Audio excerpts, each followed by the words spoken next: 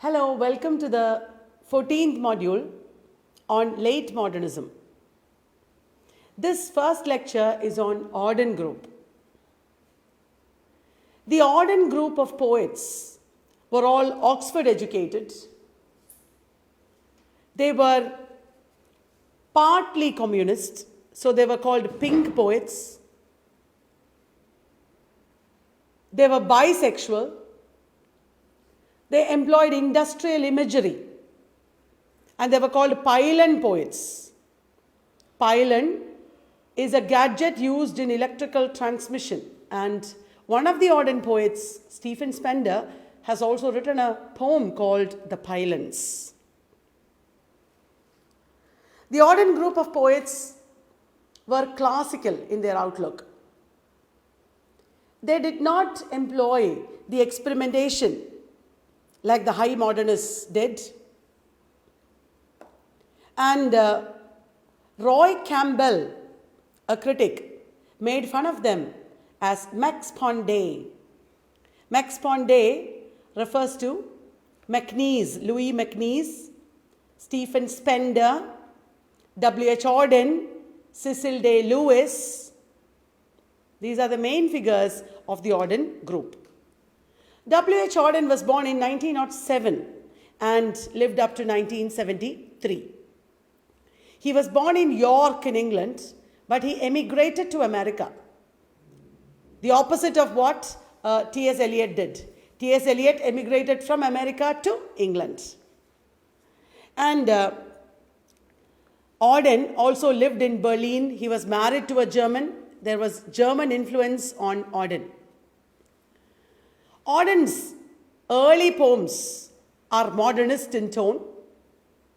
His mid-career showed an interest in religious and ethical themes. And a recurring image in Auden is that of a wanderer in a lonely landscape, as you see in poems like Musée des Beaux-Arts. He also talks about the influence of family ghosts or the psychological effects of preceding generations on current individuals. He also wrote verse drama along with Christopher Isherwood. Auden's verse plays include The Ascent of F6, The Dog Beneath the Skin, or Where is Francis?, On the Frontier, etc. Along with Louis McNeese, Auden has written Letters from Iceland, one of his travel books. Now let me talk to you about Auden's poetry a little more.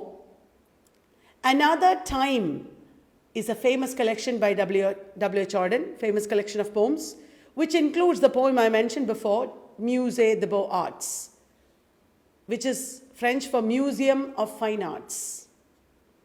He is talking about Bruegel's painting, The Fall of Icarus. While Icarus is falling from the sky into the ocean, the world is unperturbed. The world around him doesn't care.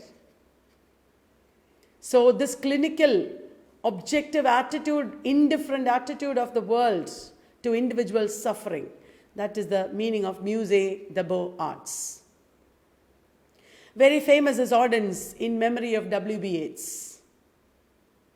Here also, he employs the same theme. When W.B. Yeats died, the world doesn't really care.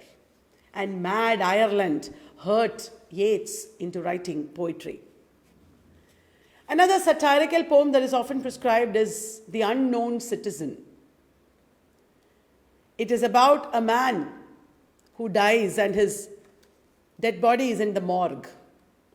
He is commenting on the oppressive socio-political situations of modern life in this poem. September 1, 1939 is about a poem about the day the World War began. Prologue at 60 is a poem by Auden where he is expressing his disillusionment with America, where he lived at that time.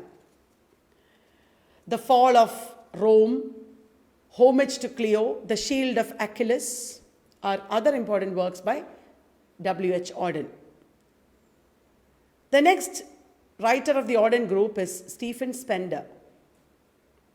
Stephen Spender was also interested in the left-wing ideologies.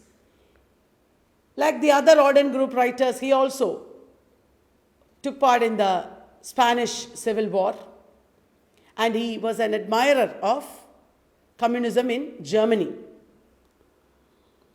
He spoke about socialist themes of social injustice in poems like An Elementary School Classroom in a Slum. I already mentioned before that his Pylons, the poem Pylons, gave the group the name Pylon Poets. The Trial of a Judge is a poetic play that he wrote, portraying the persecution of intellectuals at the hands of the fascist government. Louis MacNeice, another poet of the Auden. Another important writer of the Auden group is Louis MacNeice.